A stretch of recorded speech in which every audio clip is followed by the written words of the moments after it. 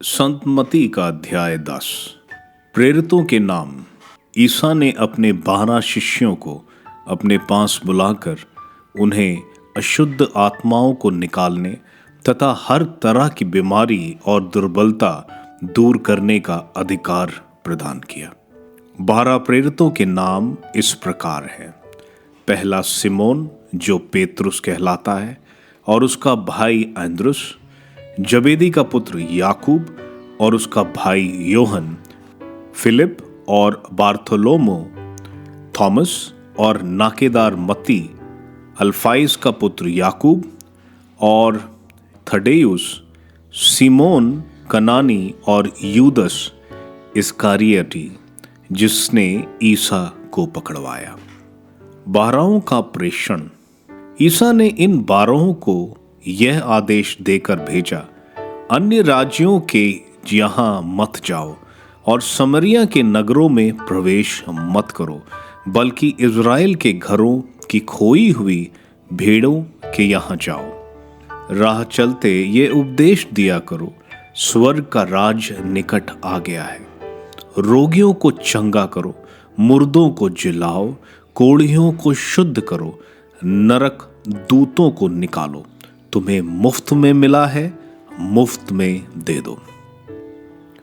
अपने फेटे में सोना चांदी या पैसा नहीं रखो।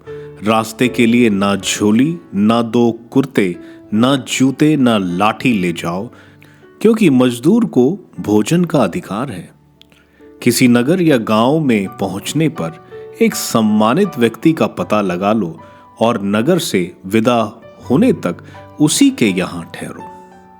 उस घर में प्रवेश करते समय उसे शांति की आशीष दो। यदि वह घर योग्य होगा तो तुम्हारी शांति उस पर उतरेगी। यदि वो घर योग्य नहीं होगा तो तुम्हारी शांति तुम्हारे पास लौट आएगी। यदि कोई तुम्हारा स्वागत ना करे और तुम्हारी बातें ना सुने तो उस घर या उस नगर से निकलने पर अपने पैरों की धूल झाड़ दो। मैं तुमसे यह कहता हूं, न्याय के दिन उस नगर की दशा की अपेक्षा सोदोम और गोमोरा की दशा कहीं अधिक सहनीय होगी। भावी संकट। देखो, मैं तुम्हें भेड़ियों के बीच भेड़ों की तरह भेजता हूं, इसलिए सांप की तरह चतुर और कपोत की तरह निष्कपट बनो। मनुष्यों से सावधान रहो, वह तुम्हें अदालतों के हवाले कर देंगे और अपने सभागृहों में तुम्हें कोड़े लगाएंगे। तुम मेरे कारण शासकों और राजाओं के सामने पेश किए जाओगे, जिससे मेरे विषय में तुम उन्हें और गैर यहूदियों को साक्ष्य दे सको। तब वे तुम्हें अदालत के हवाले कर रहे हों तो यह चिंता नहीं करोगे कि हम कैसे बोलेंगे और क्या कहेंगे। समय आने पर तुम्हें बोलने को शब्द दिए जाएंगे, क्योंकि बोलने वाले तुम नहीं हो, बल्कि पिता का आत्मा है जो तुम्हारे द्वारा बोलता है। भाई अपने भाई को मृत्यु के हवाले कर देगा और पिता अपने पुत्र को। संतान अपनी माता पिता के विरुद्ध उठ खड़ी होगी और उन्हें मरवा डालेगी। मेरे नाम के कारण सब लोग तुमसे बैर करेंगे, किंतु जो अंत तक धीर बना रहेगा उसे मुक्ति मिलेगी। यदि वह तुम्हारे एक नगर से निकाल देते हैं तो दूसरे नगर भाग जाओ। मैं तुमसे यह कहता हूं, तुम इज़राइल के नगरों का चक्कर पूरा भी नहीं कर पाओगे कि मानव पुत्र आ जाएगा। ना शिष्य गुरु से बड़ा होता है और ना सेवक अपने स्वामी से। शिष्य के लिए अपने गुरु जैसा और सेवक के लिए अपने स्वामी जैसा बन जाना ही बहुत है। यदि लोगों ने घर के स्वामी को बेलजूबल कहा है तो वे उसके घर वालों को क्या नहीं कहेंगे। निर्भीकता से ईसा को स्वीकार करना। इसलिए उनसे नहीं डरो। ऐसा कुछ भी गुप्त नहीं है जो प्रकाश में नहीं लाया जाएगा, और ऐसा कुछ भी छिपा हुआ नहीं है जो प्रकट नहीं किया जाएगा। मैं जो तुमसे अंधेरे में कहता हूं उसे तुम उजाले में सुनाओ।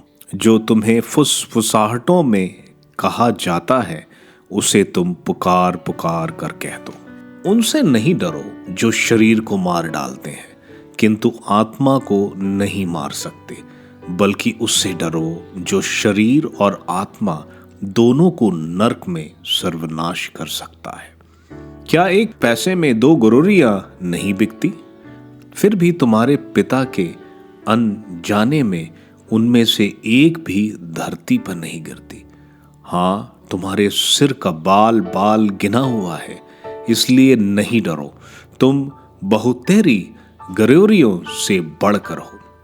जो मुझे मनुष्य के सामने स्वीकार करेगा उसे मैं भी अपने स्वर्गिक पिता के सामने स्वीकार करूंगा, और जो मुझे मनुष्य के सामने अस्वीकार करेगा उसे मैं भी अपने स्वर्गिक पिता के सामने अस्वीकार करूंगा।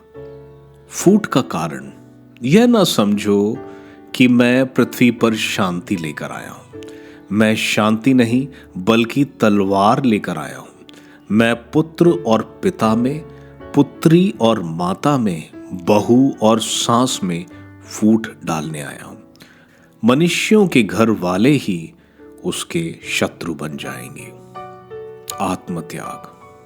जो अपने पिता या अपनी माता को मुझसे अधिक प्यार करता है वह मेरे योग्य नहीं। जो अपने पुत्र या अपनी पुत्री को मुझसे अधिक प्यार करता है वह मेरे योग्य नहीं। जो अपना क्रूस उठाकर मेरा अनुसरण नहीं करता वह मेरे योग्य नहीं। जिसने अपना जीवन सुरक्षित रखा है वह उसे खो देगा, और जिसने मेरे कारण अपना जीवन खो दिया है वह उसे सुरक्षित रख सकेगा। पुरस्कार। जो तुम्हारा स्वागत करता है वह मेरा स्वागत करता है, और जो मेरा स्वागत करता है वह उसका स्वागत करता है जिसने मुझे भेजा है। जो नबी का इसलिए स्वागत करता है कि वह नबी है वह नबी का पुरस्कार पाएगा, और जो धर्मी का इसलिए स्वागत करता है कि वह धर्मी है वह धर्मी का पुरस्कार पाएगा।